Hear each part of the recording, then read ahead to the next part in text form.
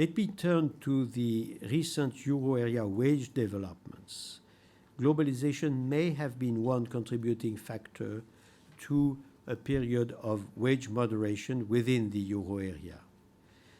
For instance, through offshoring or the threat of offshoring across both manufacturing and service sector.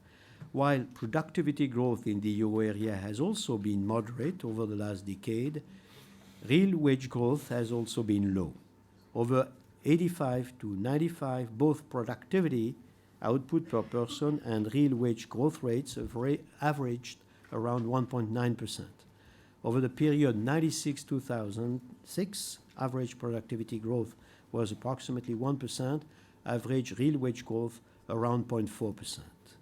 While such a development might be taken to be related to a necessary moderation in a period of persistent high level of unemployment and to an additional moderation driven by globalization, extreme caution should be made in drawing such conclusion as regards globalization, given several caveats related to measurement issues and the fact that much of the associated decline in the wage share took place well before the recent phase of globalization.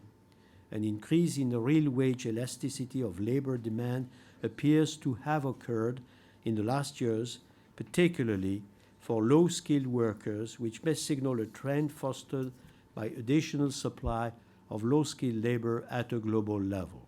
Moreover, in addition to observable factors, an unobservable threat effect, whereby workers in industrialized economy perceive themselves to have a weaker position and thereby moderate wage claims given a fear of production relocation may have contributed to wage moderation. But what I would say is that overall, wage moderation has been the absolutely key factor in job creation in the euro area over the period which starts at the beginning of the euro in January 1999. We have created in the euro area 15 million jobs during that period, and that incredibly dynamic job creation is, of course, to be related to this relative wage moderation. It is true for the euro area as a whole. We have created approximately 2 million jobs more than the United States of America during the 9 years since the setting up of the euro. And of course, I am in Spain. Spain knows that it has created during that period an enormous amount of jobs. The recent euro area experience thus indicates that relative price impacts have been strong over the last decade, with, again, disinflation in manufactured goods contrasting with a strong acceleration in prices for commodities, though a complete assessment of their importance relative to historical norms is hampered by limited past data.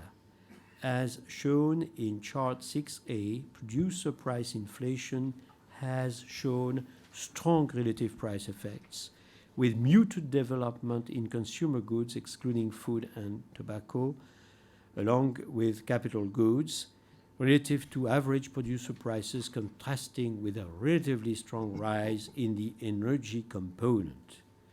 As shown in the chart 6B, HICP subcomponents have also exhibited sizable price differentials, in particular with 3 energy-related items displaying the highest increases over 96 to 2006, between 5.5 and 7.5%, while 3 ICT-intensive internationally traded goods exhibit the lowest increases, between -5% and -14% over the period.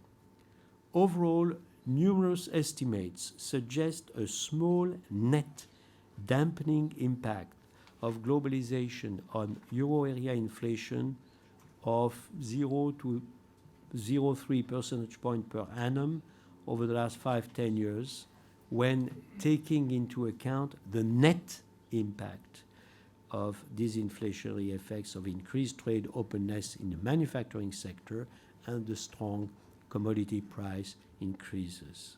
on the basis of several accounting methodologies, including aggregate and sectoral analysis.